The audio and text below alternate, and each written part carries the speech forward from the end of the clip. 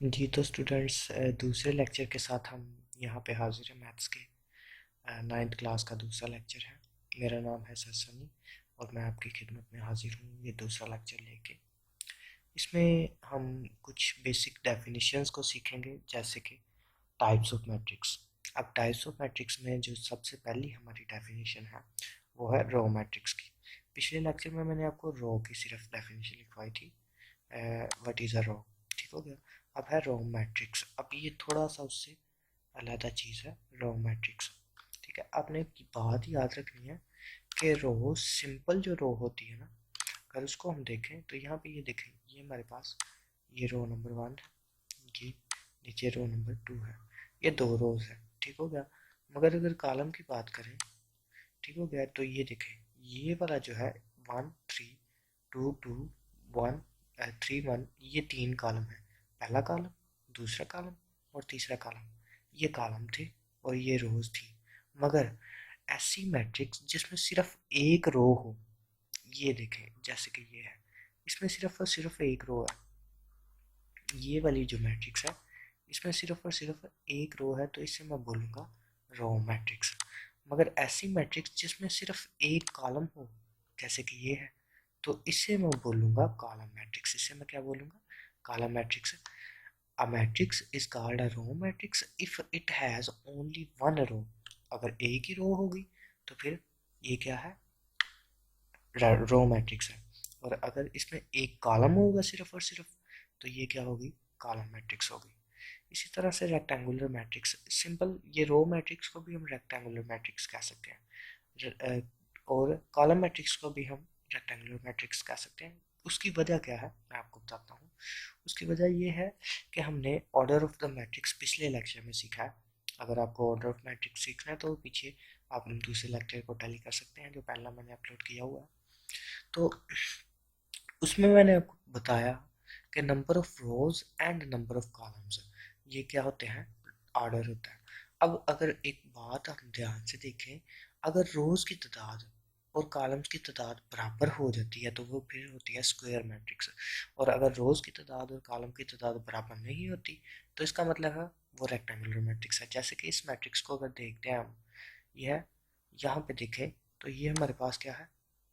एक रो ये है और एक रो ये है। कितनी रोज होगी? रोज हो गई हमारे पास दो। मगर जो कॉलम है वो एक, दो और तीन है। रोज कितनी होगी? यहाँ पे मैं इसकी ऑर्डर लिख के दिखाता हूँ आपको। रोज मेरे पास हो गई है दो। ठीक हो गया। रोज मेरे पास कितनी हो गई है? दो है। रोज मेरे पास दो हो गई। मगर जो कॉलम है वो मेरे पास है तीन। तो इसकी देखें दोनों साइडों पे, ये टू और ये थ्री, दोनों जो है चीज़ें बराबर नहीं है। मतलब रोज और कॉलम जो है वो आपके पास बराबर नहीं है। अगर रोज और कॉलम आपके पास बराबर नहीं होते तो इसका मतलब ये है कि ये रेक्टेंगुलर मैट्रिक्स है। और अगर रोज की तादाद और कॉलम की तादाद बराबर हो जाती है तो फिर आपके पास क्या है? वो स्क्वायर मैट्रिक्स है। किस तरह से? यहाँ पे देखिएगा, इसके दो रोज है और दो ही कॉलम भी हैं। ठीक हो गया। तो इसको मैं लिखूंगा 2/2। ठीक है। तो ये मेरे पास क्या हो गया? ये स्क्वायर मैट्रिक्स हो गई, क्योंकि इसकी रोज और कॉलम की तादाद बराबर है। नंबर 3 पे है, नंबर 5 पे। यहाँ पे अगर हम देखें तो नंबर 5 वाली जो चीज़ है वो हमारे पास कुछ है इस तरीके से कि हमने नल मैट्रिक्स को डिफाइन करना है। नल मैट्रिक्स अब क्या होती है? अगर किसी मैट्रिक्स की तमाम एंट्रीज ज़ीरो हो जाए, यहाँ पे हो जाता ना, अ, ये देखिएगा, अब मैं एक मैट्रिक्स बनाने लगा। बाज़ लोग कहते हैं कि सिर्फ यही मैट्रिक्स जो है 0 0 0 0, ये वाली मैट्रिक्स जो होती है सिर्फ नल मैट्रिक्स है। कुछ बच्चे मुझे कहते हैं सर ये सिर्फ ये वाली मैट्रिक्स जो है ना, ये जो हमारे पास यहाँ पे दी हुई है, यही मैट्रिक्स, मतलब 2/2 की मैट्रिक्स में अगर 0 0 आ जाता तो वो नल मैट्रिक्स होती है। मगर ये देखिए, ये भी मैट्रिक्स नल मैट्रिक्स कहलाएगी।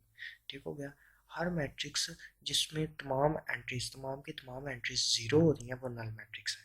ठीक हो गया। चाहे वो 2/2 की हो, चाहे वो 1/1 की हो, चाहे किसी भी ऑर्डर की हो, अगर तमाम एंट्रीज उसकी ज़ीरो हैं तो वो नल मैट्रिक्स है। उसके बाद हमारे पास है negative of matrix, negative matrix, ठीक है, नेगेटिव ऑफ मैट्रिक्स भी आप बोल सकते हैं, नेगेटिव मैट्रिक्स भी बोल सकते हैं, और इसके अलावा इसे एडिटिव इन्वर्स भी बोल सकते हैं आप। एडिटिव इन्वर्स क्यों बोलेंगे?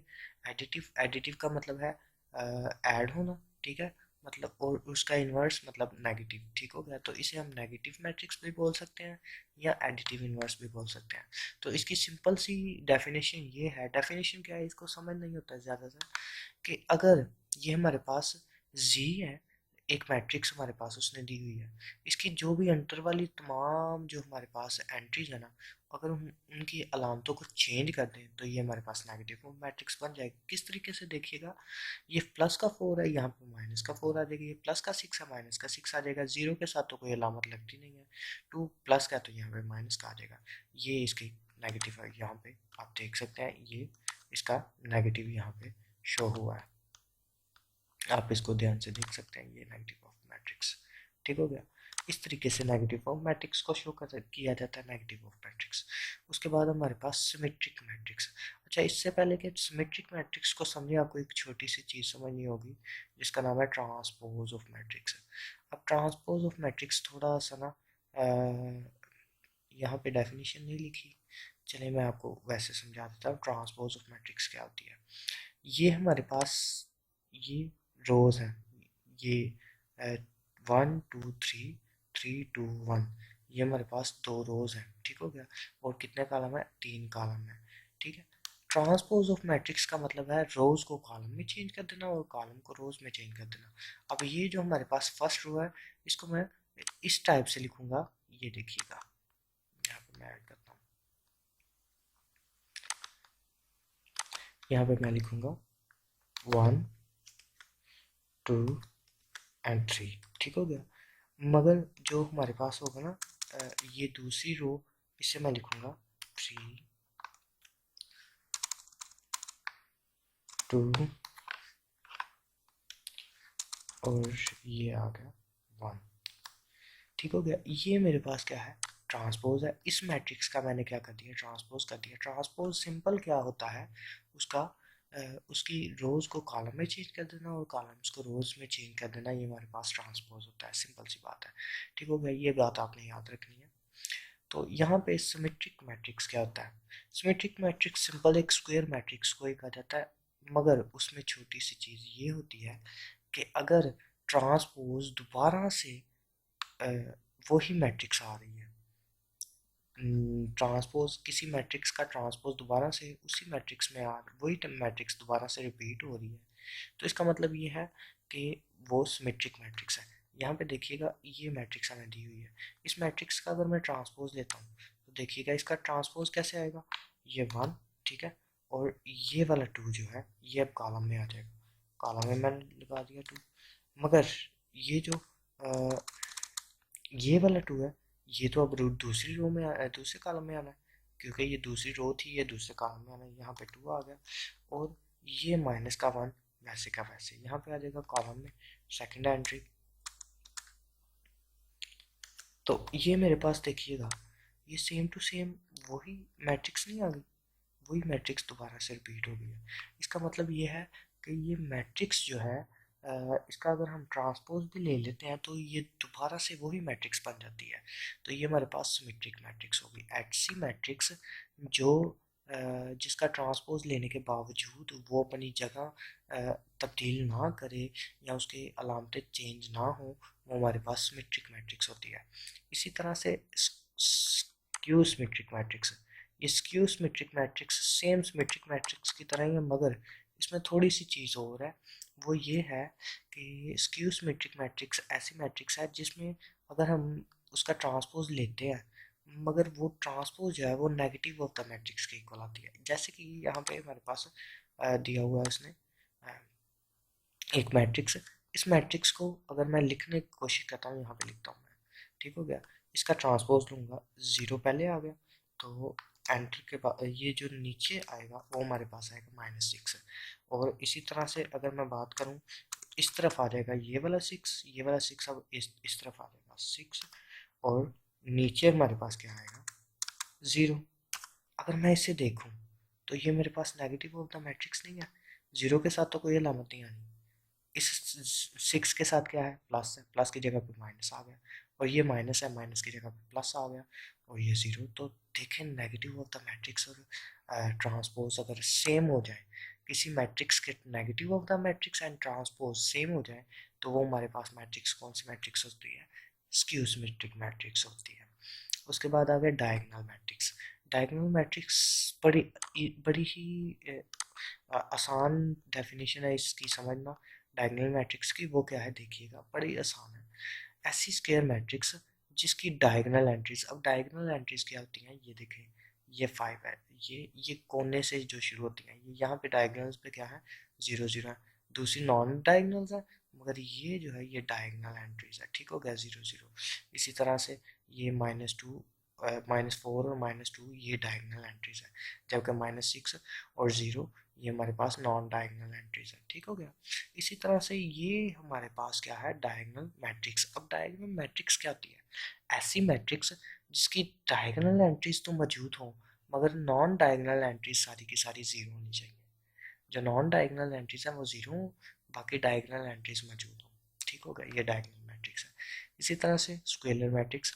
अब ये स्क्वेलर मैट्रिक्स क्या होती है, scalar matrix same to same diagonal matrix ही है, मगर मगर इसमें देखें ये दोनों चीज़ें चेंज भी हो सकती हैं। डायगोनल में यहाँ पे 5 है तो यहाँ पे 6 हो सकता है, या 7 हो सकता है, या कुछ भी हो सकता है।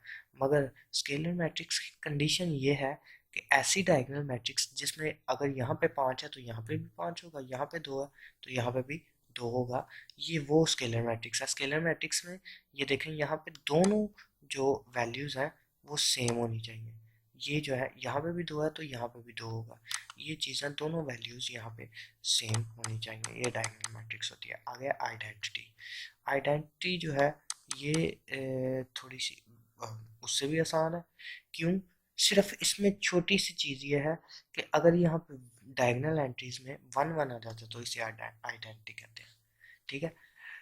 2 2 हो, 3 3 हो, जो मर्जी हो, यहाँ पे सेम रकमे हो तो स्केलर, सेम ना हो तो डायगोनल, और अगर 1 1 है तो आइडेंटिटी।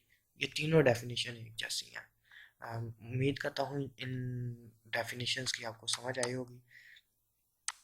मज़ीद वीडियोस के लिए हमारे चैनल को सब्सक्राइब करें और साथ ही साथ बेल आइकन को दबा दें ताकि मेरी नई आने वाली वीडियो आप तक पहुंच सके। मिलते हैं अगली वीडियो में, शुक्रिया।